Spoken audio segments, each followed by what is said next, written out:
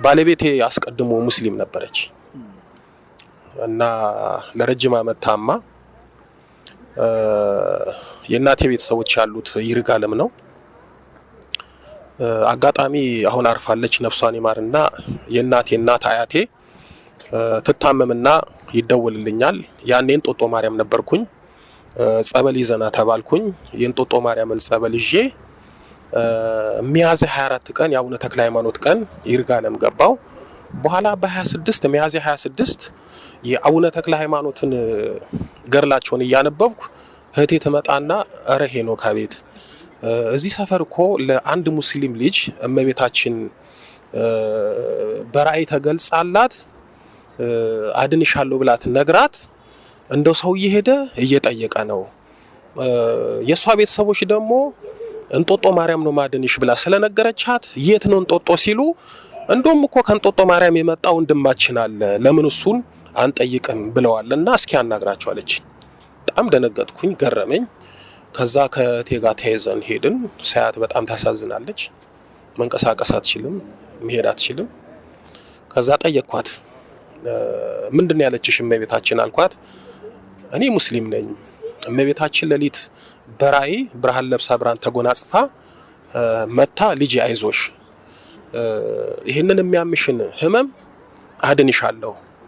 አንቺ ማነሽ ስላት እናንተ መርያም የምትሉኝ እኔ ድንግል ማርያም ነኝ እና እንጦጦ ማርያም ነይ ተጠመቂ ትድኛለሽ እና ደግሞ የሚገርመው በ6 ቀን ውስጥ ነው ማድንሽ አለችኝ። ኋላ በጣም ገረመኝ፣ በአንድ ጎንም ደስ አለኝ እና ምን ይሻላል አልኳት። አይ እኔ እዛ ሄጄ መጠመቅ እፈልጋለሁ። እኔ እኮ ከዛ ነው የመጣሁት። ቤተሰቦችሽ ከፈቀዱ እጄሽ ሄዳለሁ፣ ትጠመቂያለሽ፣ ትድኛለሽ አልኩኝ። በዚህ ተነጋገርን። ቤተሰቦቿም ፍቃደኛ ሆኑ። እሷን ይዤ ወደ እንጦጦ ማርያም ይዣት መጣው። ለአንድ ወር ከ15 ቀን በጀርባዬ እያዘልኩኝ መንቀሳቀስ መሄድ ስለማትችል አስጠመኳት። ተክሌ ገርመሃል። እኔም እሷም በ6 ቀን ትድናለች ስለተባለ እንደው አዳም ታውቃለህ መቼም ከ5 ቀን ተኩል በኋላ መጥቻ አድንሃለሁ ሲለው 5500 ዘመን እንደሆነ አላወቀም ነበርና ያም ነው እኮ 5 ቀን ተኩል ሲባል ከዛሬ ነገ እያለ 5500 ዘመንን በተስፋ እንዲጠብቅ ያደረገው በዚህ ምክንያት ነውና ነገሩ እየገፋ ሄደና ወራትን እየወለደ ወደ ዓመት ሲጠጋ ጠየቅኳት። ከዛ እግዚአብሔር ይመስገን እመቤታችንን በመሃል ምልክት እየሰጠቻት እያዳነቻት 6 ዓመት አስጠመኳት። በ6 ዓመት ውስጥ ሙሉ ለሙሉ ዳነች። ቆማ መሄድ ጀመረች። 2 ዓመት ደግሞ ያው እንደ ልብ መንቀሳቀስ ጀመረች። ከዛ እኔ ደግሞ ጳውሎስ መንፈሳዊ ኮሌጅ ከተማርኩ በኋላ ያው ዲቁና ነው አለ ነገ ባገባ ለቅስና የምትሆን ሚስት ነው የምታስፈልገው። ታውቃለህ ደግሞ የቅስና ነገር አንዴ ነው የምታገባው። ምናልባት አንተ ብትፈታት ሌላ ማግባት አትችልም። እሷ ብትፈታ በሞት ብትለይ ዳግም ማግባት አትችልም። ብታገባ እንኳን ክነቱን ትተዋለህ። ስለዚህ አንዴ ገብቼ ማልወጣበት ትዳር ነውና የምፈልገው ብዬ እመቤታችንን ጻድቃኔ ማርያም ሄጄ ሱባኤ ገብቼ ለመንኳት፣ በገና ጾም ማለት ነው። እና ታኅሳስ 16 ቀን እመቤታችን አንተ እኮ ሚስትን እዚህ አስቀምጠ ነው የምትፈልገው አለችኝ። ኋላ ስነሳ ህልም ነው አማትቤ ይሄን ሚስት ማናት ብዬ ያው እንደ ሰው ዙሪያ ያሉትን ታስባለህ ከሌቱን እያልኩ አሰብኩኝ። በመጨረሻ ተመልሼ እመቤታችንን ጠየቅኳት፣ ነገረችኝ። ስትነግረኝ በጣም ደነገጥኩኝ። ምክንያቱም እቺ ልጅ እኔ ያመጣኋት እንድትድን ነው። ክርስትና ማስነስቼ የክርስትናን እምነት ተቀብላ እዛው እንጦጦ ነው ያለችው።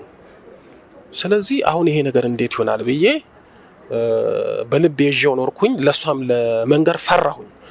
በኋላ በየገዳም የማውቃቸው አባቶች ነበሩ፣ ለነሱም ነገርኩኝ። አንድ ትልቅ አባት ነበሩ፣ ወደ 40 ዓመት የዘከሩ ብቃት ደረጃ ላይ ደረሱ። እሳቸው ትግራይ ውስጥ ወደ ሽሬ አካባቢ ግዝጊዜ አቦ የሚባል ገዳም አለ። ህዳር 6 ቀን ከሳቸው ጋር እዛ ሄደን ያው እመቤታችን ያለችኝን ነገርኳቸውና ጸሎት ያዙልኝ ስላቸው ራሷ ናት አሉ እና አባቶችም ሲያረጋግጡልኝ የሚገርም ለ2 ዓመት በልቤ ይዤ ሳልነግራት በመጨረሻ ስጠይቃት ለካሷም ተነግሯት በልቧ ይዛ ለመናገር ፈርታ ሳክታ ይዛው ቁጭ ብላለች። በኋላ ተነጋገርን። እግዚአብሔር ይመስገን የእመቤታችን ፍቃድ ሆኖ እንጦጦ ማርያም በስርዓተ ተክሊል የዛሬ 10 ዓመት ተጋባን። አሁን 3 ወለድን። ትላንት ሙስሊም በነበረች አሁን ደግሞ ክርስትና በተነሳች ዛሬ ባገባዋት በመወዳት ባለቤቴ ላይ ክህነት ተቀብዬ እያገለገልኩ እገኛለሁ። ይሄንን ሚስጥር በመናገሬ በጣም ይቅርታ ጠይቃለሁ። ወደ ራችን ላይ ተክሌ ባለቤቴ እግሯን አሟት ጥቁር አንበሳ 12 ዶክተር እግሯ ይቆረጥ ብሎ በቦርድ ደረጃ ወስኖባት ነበር። በኋላ እሷ ምን አለችኝ? እመቤታችን ትድኛለሽ እንጂ ትቆረጫለሽ አላለችኝ። ስለዚህ ድናለሁ ብላ የሚገርም በጣም ዘግናኝ ህመም ነበረ። ያንን ዶክተሮች ይቆረጥ የተባለው እግር በቅባ ቅዱስ ነው ሄዳለችው የተፈወሰችው። ዛሬ በዛ እግር ቆማ ትሄዳለች። ዛሬ በዛ እግር ወደ ፈለገችበት ቦታ ትንቀሳቀሳለች። አሁን ያለነው አርሜኒያ ነው። ቅድስት አርሴማ ግቢ ውስጥ ነው ያለነው። ይሄው እዛ ጋር ሰርጉ አለ ፊት ለፊት ካሜራው እንደ ዞር አድርገን የምናሳያለን ለተመልካቾች። እዚህ ጋር ላቋርጥህና ስለ ህልም ካነሳን ዘንዳ እግዚአብሔር እኮ አይደለም እኔና አንተን ኃጢአተኛውን እምናምነውን ቀርቶ እማያምነውን እኮ ፈርዖንን አናግሮታል አይደል? እግዚአብሔር በራእይ በህልም ወደ ፈርዖን መጣ ይላል። የእስራኤልን ህዝብ ልቀቅ ብሎ የነገረው በህልሙ ነው። ፈርዖንን እግዚአብሔር አናግሮታል። ታዲያ እኔና አንተን ኃጢአተኛውን በቸርነቱ ቢያናግረን ምን አለበት? ይችላል፣ ማድረግ ይችላል። እመቤታችን ለኛ ለኃጥአን የተሰጠች እናት ናት። ቅዱሳን በቅድስናቸው፣ ጻድቃን በጽድቃቸው በተጋድሏቸው ይድናሉ፣ ገነት መንግስተ ሰማያትን ይወርሳሉ።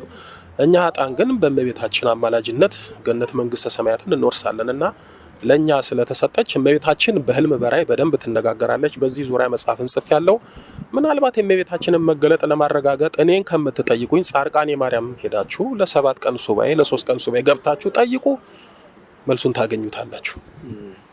እሺ፣ በጣም አመሰግናለሁ። ያው የሚነሱ ጥያቄዎች ስላሉ ነው ቀሲስ እኔ እዚህ